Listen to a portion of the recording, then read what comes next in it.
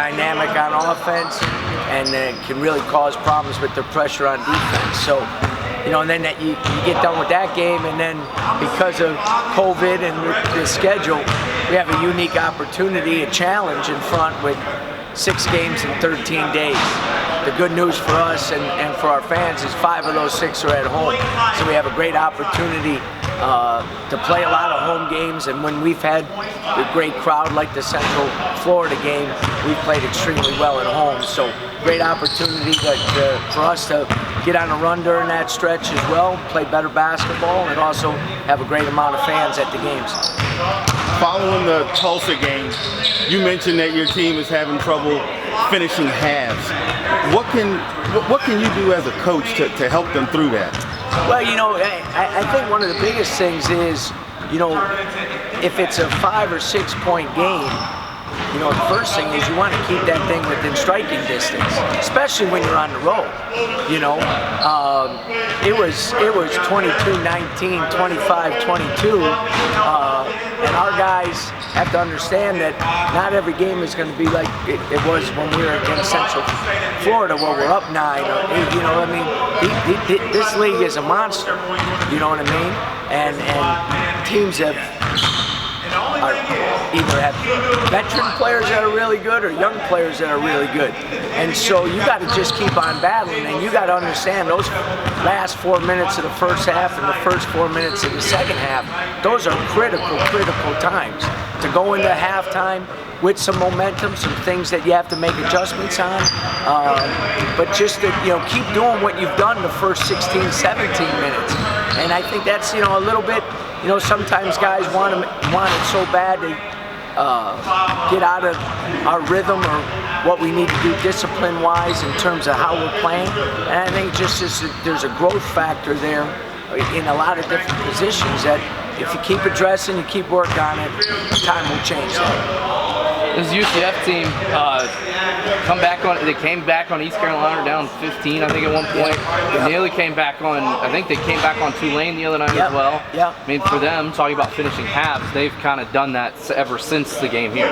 Well, if you look at the last 4 games that they've played since we've played, they've had unbelievable comebacks in all 4 games. They start 1 for 17 against Wichita State on the road, and it's a 5-point game at half. They were down 15 against Houston at home the other night, and with 5 minutes to go, it's a 4-point game, and they got the ball. They're able to do that for 2 reasons. One, they defensively can cause havoc, and offensively are ultra explosive. Anytime you have 3 guys in your starting lineup that can get 25 any night, it's a dynamic offensive team, and that's exactly what they have. They got the anchor in the middle, and with Walker and Isaiah at the kind of that swing spot, they have dynamic athletic ability. So that formula puts them in position where they're never out of the game. So you have to stay disciplined into your game plan no matter what the score is. Corey Walker Jr. has been unavailable the last 2 games. I see him out here behind us. What's his status? He was cleared late Saturday, so he started the re-entry stuff on Sunday, so he will be available to play. Obviously, he'll only have 2 full practices prior to that game, but he was a big factor in game 1 and had played very well, so we need him to get back on track and get back on the court with us. Coach, with COVID, you guys had to do some schedule reshuffling. You guys had to make some adjustments towards this back in the season. How is your coaching staff handling rotation and that schedule? It's been a challenge again. You know what I mean? It's definitely been a challenge just due to the fact of we played very well. We got hit having 2 guys out against Central Florida, but nobody on the perimeter was out. You know what I mean? And we're a little deeper at the 4 and 5 spot than at the 1, 2, and 3. So it wasn't that big of a factor in that game. But then you turn around and in the next 3 games you play, you got perimeter players out, and that's been a factor. Just in terms of not only ability to practice, but then also just getting those guys back and in rhythm. Jameer Chaplin was having an all-conference start to the conference play. You look at his numbers, and they're still very, very good. But he hasn't got on track after missing those games. You know, DJ has a great game against Houston, and then now he's out. Javon has a great game against Central Florida, now he's out.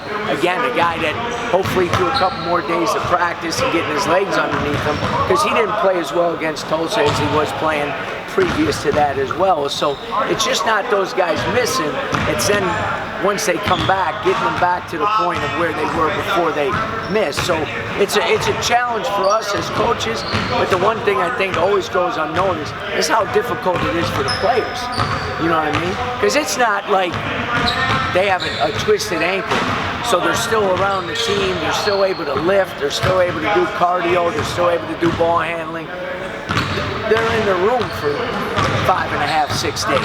That's you know, and they've been through it before last year, so I think the mentality was, okay, we made it through, now they get hit again, and I think it's kind of almost a double whammy for them, you know. But again, you know, it's part of the process of guys maturing and understanding that, okay, we got to get through this and got to get better because of it. On a team full of transfers and new guys that haven't been around this USF UCF rivalry, is it a little tougher to get them fired up for it, or they kind of know from what, you know, Murph and Chap and Mark have told them? Yeah, you know, I think I was worried about that in game 1, but I think our guys responded extremely well. Now, when you go on the road, it's going to be a lot different. So we've talked about it. You know, they always get a great crowd for our game. You know, and we've played in some tougher environments already, but you know, it's different when you're on the road. The rivalry is a little different between home and away games. But I think our guys will be ready to go. I think they understand that, you know, our plan is Central Florida is going to play extremely well. You know what I mean? And they always have when we've played them there. So we need to respond accordingly. You have a chance to sweep UCF for the first time ever and win Orlando since 2014. So he always brings the positive stats. No, look, the opportunity. The opportunity. Yeah, it's how you look at it. If you get that done, how big could it be? How much of a spark could it provide? Well, you know, I think we talked about it after winning game 1. That, you know, it was just a spark, and unfortunately some unforeseen situations occurred.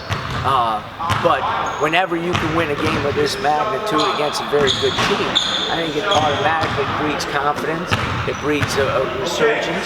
So I think it would have a huge impact as we move forward, as I said, because after that game, now you're playing, you got a really difficult schedule with the 6 games in 13 days. Got a baseball homestand. Yeah, you know, and playing them at home obviously helps, but the momentum heading into that awful win would be tremendous for us.